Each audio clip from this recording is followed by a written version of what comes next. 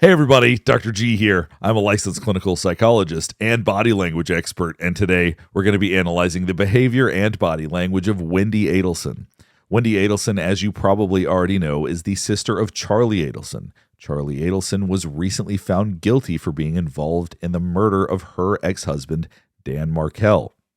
In addition to that, Donna Adelson, their mother, has recently been arrested as she was trying to leave the country. Couple of quick things before we get started. One, I wanted to make sure that you know this is not a psychological evaluation of any kind. These are just my opinions based on publicly available information. Two, the goal of this is not to suggest that she has been involved in a crime, but we are going to be looking at various behaviors, and some of them may be a little bit unusual.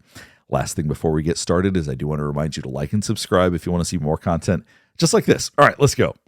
So my goal was originally to do one long video covering all of Wendi Adelson's testimony as well as this police interview, but it turned out that was going to be too long. So this is just going to cover the police interview, and then I'm going to do a part 2 that in fact also covers all of her testimony. I want you to keep in mind, this one has very little related to body language. A lot more of this is related to the statements that she's making. The body language is going to be much more related to the testimony that she provided. Now, typically when I show testimony or police interviews, I go in order, but it's vitally important that I show you one small clip from the middle of the interview before we go back to the beginning. I'm going to show it to you, and then I'll explain its significance. Let me go get the form for the phone. Do I need to be read my Miranda rights or something if you're going to look at my phone? I can read you Miranda if you want to hear that. I don't know. I'm just trying to make sure I'm being I have no reason at this point to suspect you in this incident. Okay? I couldn't tell from the way you were talking to me in the car if I was a suspect. Well, no, the reason why. So she's indicating that during the ride over to the police station, she was concerned she's a suspect. The question is, a suspect of what? Because at that point, she had been told nothing as far as we can tell. She did not know what had happened as far as we know. So what was she concerned she was a suspect for? I couldn't tell from the way you were talking to me in the car if I was a suspect. Well, because at that point, she had not been told that Dan Markel had been shot. So she is saying that when she was on the ride over to the police station, she was concerned she was a suspect. I want you to keep that in mind as we watch this entire police interview. So what we're going to do now, we're going to jump back to the beginning and we're going to go in order. But I want you to keep in mind, her mindset this whole time has been that she is a suspect. there was a shooting at your home or your ex-husband's home at 2116 Trescott. Okay. Your ex-husband, Daniel, all right, has been taken to the hospital. He's not going to survive. Oh my God. Okay. What she said was that when she was in the police car, the questions he was asking made her wonder if she was a suspect. But at this point, she is just now finding out that Dan Markel was shot. So what at the time, because of the questions he was asking, what would she have been a suspect for? Why would she have been worried that there was a suspect when she didn't yet know that there was a crime? That I find very curious. I'm trying to piece that together. If you all have explanations for that I'm not getting, please let me know, because this is really hard for me to make sense of. I'm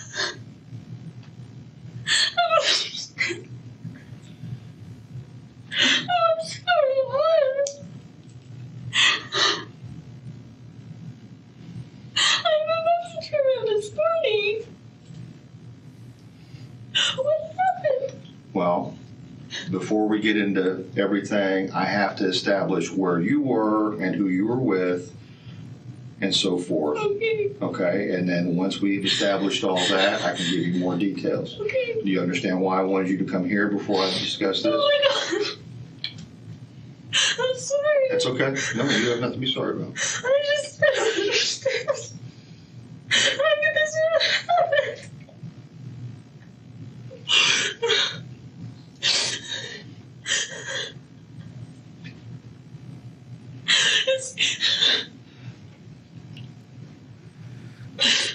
Can you let me get over this hump, okay? Can we do that first? All right. Can you tell me what time you left your house this morning? Yeah, it was there. I didn't leave this morning. I didn't. She does seem to go back and forth between inconsolable and very calm very quickly. Now, some people can do that. Some people can compartmentalize. But one thing that's noticeable is the intensity of her reaction. All right. Can you tell me what time you left your house this morning? Yeah, it was there. I didn't leave this morning. I didn't leave until noon. Okay. And Oh my God. And I tried to drive up Triscott, and I saw that it was blocked. it was blocked at some point. I'm not sure what time it was And I blocked. just thought, oh, there's maybe some trees down or something. Because sometimes. Oh, you're saying as you... Okay, so now there's a couple of pieces of information in that right there. One is she's establishing that she did not suspect at that time that anything nefarious had happened. She thought some trees had fallen down or something like that. So she is establishing she was not worried about anybody at that time. What she's also establishing is that she attempted to go down that road. She's making sure that people know that because that will ultimately be discovered. So it's better that she tell them that now. That doesn't necessarily mean that she's being suspicious, but the goal with that for people who are suspicious is to make sure that they seem overly honest about certain details. I'm coming and telling you this now. I'm making sure that you know this, because that way it'll hopefully seem less suspicious as they dig more. You drove down which one of the side roads? When I. All right. I know it's cold in here. Okay. I think that's not why. I'm Okay. I know it's part of it, but do you know anybody that would have a beef against your ex-husband? So one thing I think is very interesting is that this is now the first time this detective has introduced the idea that this may be somebody that Dan Markel knows, or somebody that would have a problem with him or whatever, asking her if she can think of anybody. Because, and maybe this is my own way of thinking about the world, but if I found out that somebody was hurt, if I found out that somebody was shot, my first thought would be that it was a mugging or a home invasion or something that was more random, or that somebody was trying to get money from them. I wouldn't think that it was because somebody had a beef with them or because somebody was angry with them. The idea that somebody did this that knows him seems to be what she latches onto. We'll keep going and we'll get more into it. He had friends. He always meant well, but he would sometimes rub people the wrong way. Okay. But not anyone who would do something like this. Anybody that he owes money to? No, he owes money to me. He owes money to you? But not, Okay. not me. Okay. All right. All right. Oh my God, we're kids. Now, this is interesting behavior. Once again, this is not about her guilt nor her innocence, but I do want to note that the behavior that comes right after this is very interesting because she's saying, no, I didn't do this. Basically, she's acknowledging he owes me money, but it wasn't me. And then she covers her face.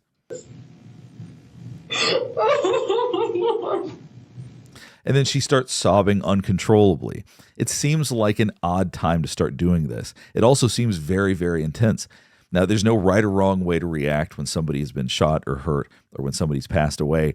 But this, in this context, seems pretty intense from what you would expect. And it's very interesting that this followed right when she started talking about herself. Watch this again, then we'll keep going. No, he owes money to me. He owes money to you? But not, Okay. not me. Okay. All right. All right. Oh my God, we're kids. And we oftentimes think of putting your hands on your face as a way of obscuring people looking at you.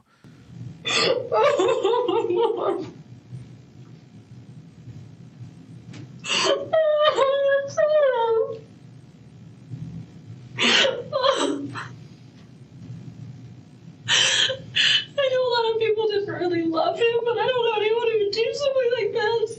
Well, we're still trying to determine, what happened and how it happened. But he wouldn't do this to himself. Okay. He was a very positive person. Now, this is a really bizarre point in all of this because she repeats this multiple times. He wouldn't do this to himself. Nobody has suggested that he would. I don't believe there's been any indication whatsoever that he would have done this to himself. So the fact that she keeps repeating that is very curious. Okay. He No one that you know of or that he's spoken to recently that he's had some type of problem with or that he was concerned about? No one that he was concerned about.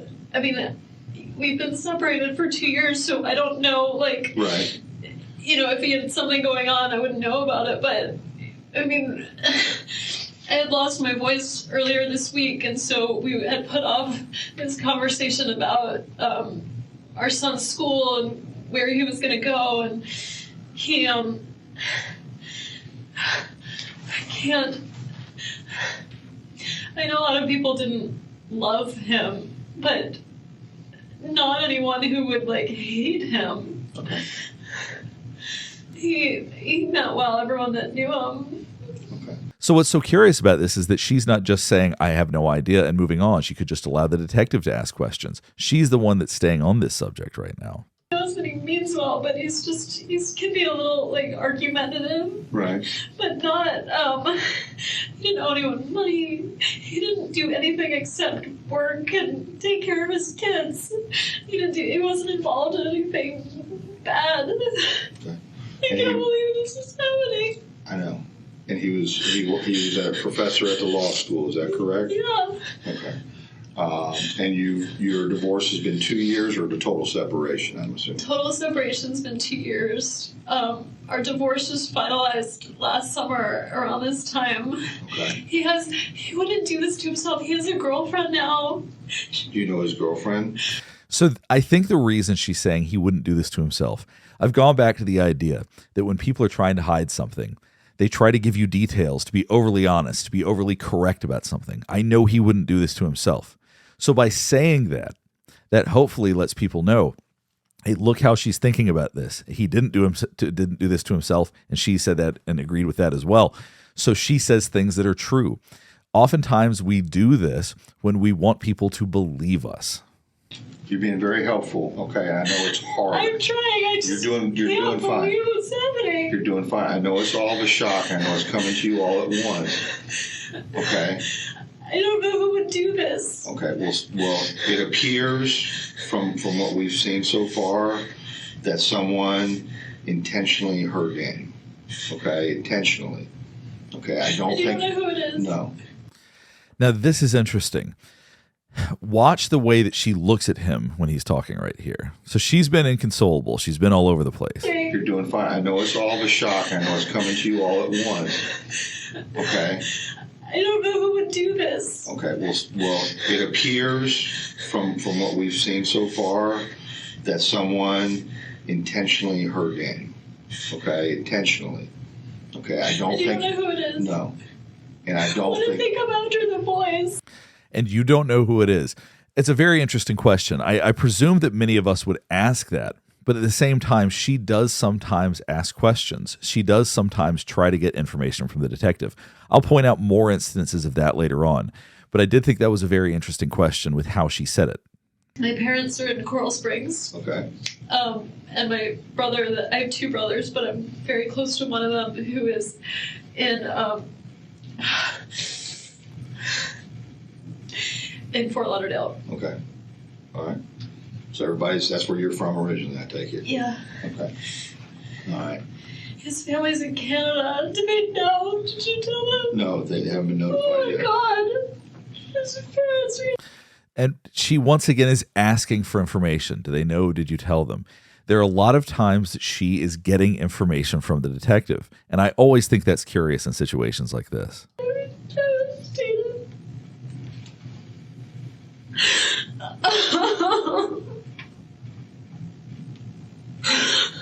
Okay. This is what I want to do, okay? This is what happened, okay? Daniel's been shot, okay? And we have to find out why and who did this. Can you help with that? I will try. Okay. What I want to do right now to try to expedite things, okay? But I need your permission, is I want to take your cell phone and download all the information out of it. Sure. Do you have a problem with that? No. Okay. And then we're going to make arrangements for you to get the kids, or we'll get the kids somehow, okay? Because the kids are at daycare, right? Yeah. And they're going to need their mother, Yeah. okay? Yeah. Okay. Can you do that? Yes. Okay. All right. I got to get a form for you to sign, and then I'm going to get the phone started, okay? Oh my God. I have a lot of friends. I know. How do you know that? Well, Now, this was once again interestingly and surprisingly defensive. So he's saying, so she said, I have a lot of friends. And he said, I know. Now, I think, at least in the way that I see this, the vast majority of us, if we were in this situation, if we said, I have a lot of friends, and they said, I know, we would assume they meant because we were friendly or something like that. She said, how do you know that?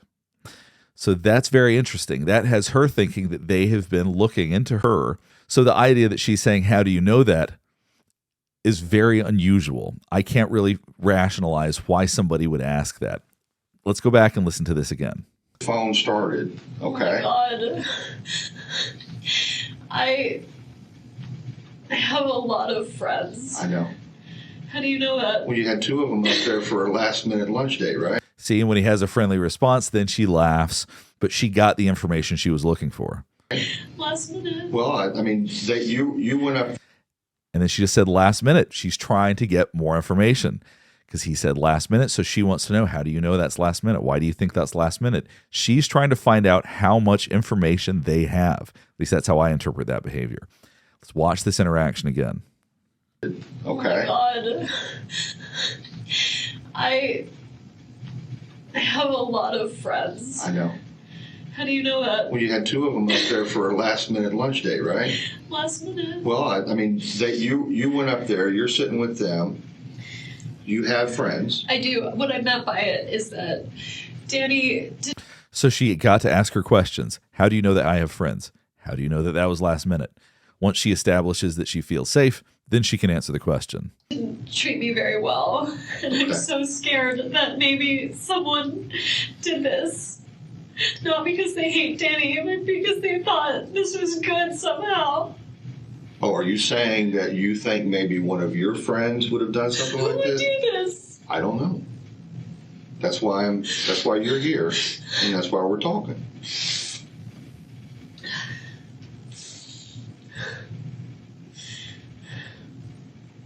Would you ever ask someone to do something like this? Not in a million years. Okay. Do you think someone would do this for your benefit without asking you? No. What good does it serve? I made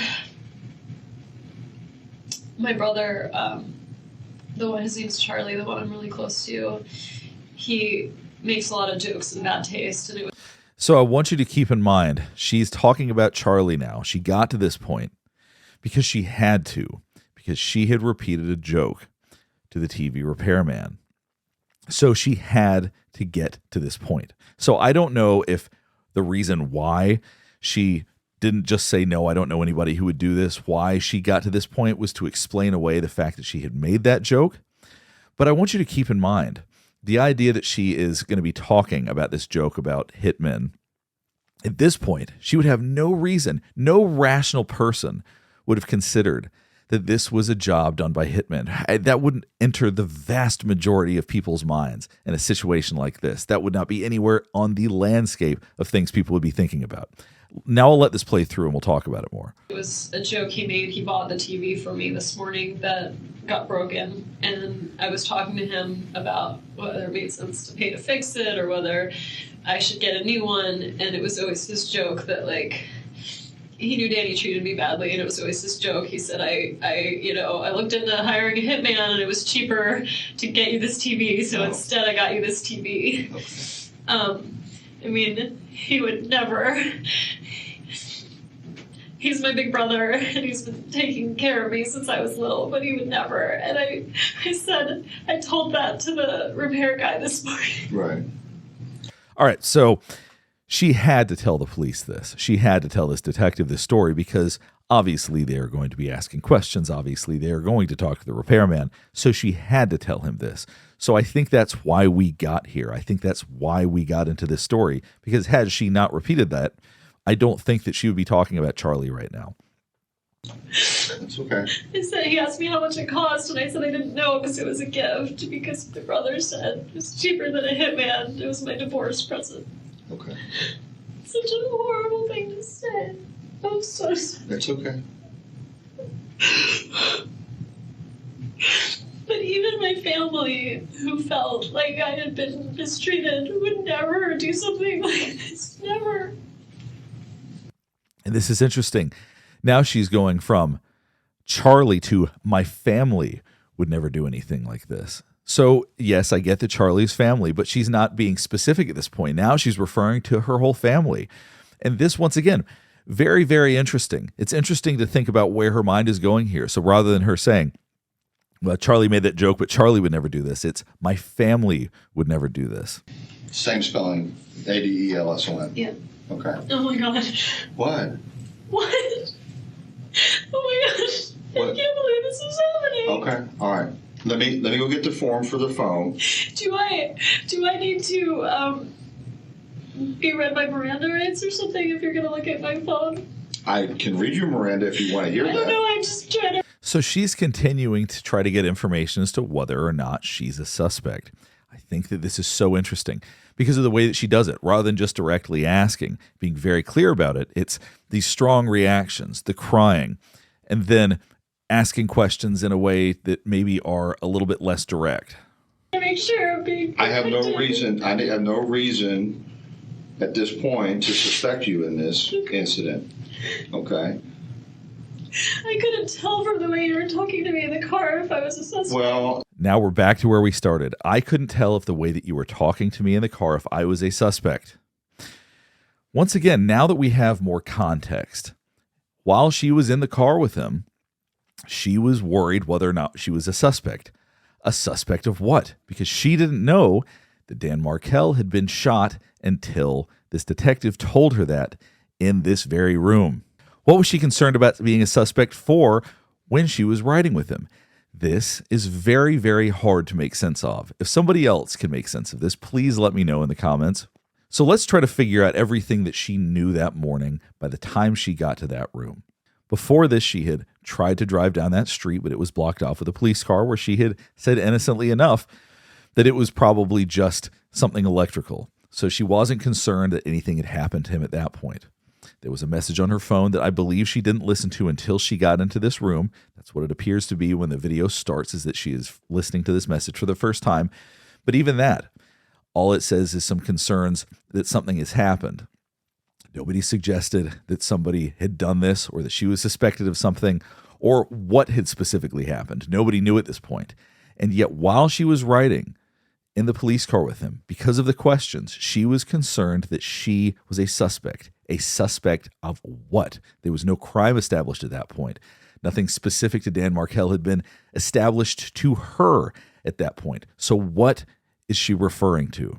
We're going to listen to that one last time, then we're going to keep going. at this point to suspect you in this incident. Okay? I couldn't tell from the way you were talking to me in the car if I was a suspect. Well, no, the reason was I didn't want to get into everything until we got up here. Is he still in the hospital? He's at the... So I didn't want to get into everything until we got here. So he didn't get into everything in the car. So what she was concerned about being a suspect of, once again, is anybody's guess. No, the reason was I didn't want to get into everything until we got up here. Is he still in the hospital? He's at the hospital, yes. And so now she's been able to ask that question, and now she's moving on. Is he still in the hospital? Yes. And he's alone. Yes. And nobody knows he's there. And nobody knows he's there. Once again, she's gathering information. Why is that of consequence right now? That's such a strange point to make. So I feel like this is a way for her to find out what the detective knows or who's been contacted. Well, you know now, and while I'm going to get this phone taken care of, I'm going to have a victim advocate come in here, and hopefully you can supply her with his parents. Oh my God. I'm assuming his parents would be his next of kin. He's a sister he's really close with. Where is she? They're all in Canada. He's Canadian. Okay.